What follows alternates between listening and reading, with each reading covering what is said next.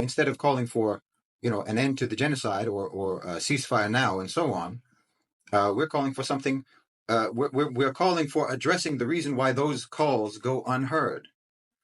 Why we're trying to address the reason why no one listens. Why nothing happens when we say ceasefire now? Why nothing happens when we say end to the genocide? And the reason is that the United States is in a position to veto any action to end the genocide. The United States is in a position to veto any calls for a ceasefire, and that has to end. That has to change, and the mechanisms for changing that are there in the charter. And I totally agree with you. Obviously, the United States has shown time and time again that they have no respect for international law. They don't respect their own laws. And obviously, they're showing multiple times that they don't respect even the laws of the United Nations that they signed on to and that they wrote. We know very well that their whole history is a history of broken promises.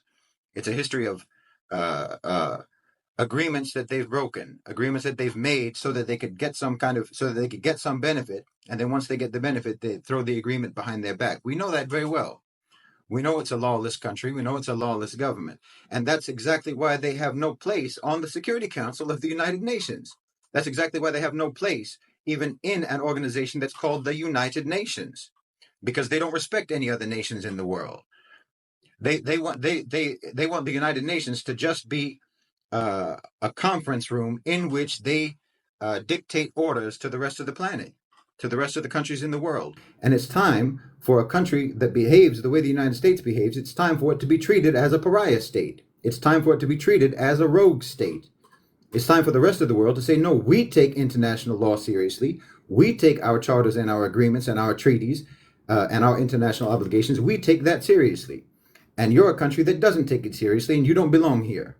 And you should be treated the same way that you have said that other countries in the world should be treated, like the way when you said that Iraq is a rogue state, or you said that Afghanistan is a rogue state, or you said that Somalia is a rogue state, and so on and so on and so on. Well, there's nobody more rogue than you. So we'll just apply the same thing that you've tried to apply to everyone else, and we'll apply it to you, because that's where it belongs. That's who it belongs with. There's nobody who's more rogue than the United States. You don't have any place. You don't have any right to sit in the United Nations and pretend that you're a team player with the rest of the world when we've never seen any evidence of that, and we've only seen evidence of the contrary. So we're calling for, as I said, a practical, concrete step. And as far as I'm concerned, anyone who is attending a pro-Palestine rally, a pro-Palestinian rally, anyone who's attending anything like that, anyone who is a pro-Palestinian activist, anyone who has a placard or who has a sign or makes a shout or a slogan or a chant at a protest saying ceasefire now, end genocide now, what you need to be calling for is invocation of Article 6. That's a practical step, because otherwise you're just throwing your words against the wall. When you say ceasefire now, all you're doing is saying we want to create another opportunity for the United States to veto a ceasefire. When you're saying end the genocide, all you're doing is saying we want to give another opportunity to the United States to veto any action and any attempt to end the genocide.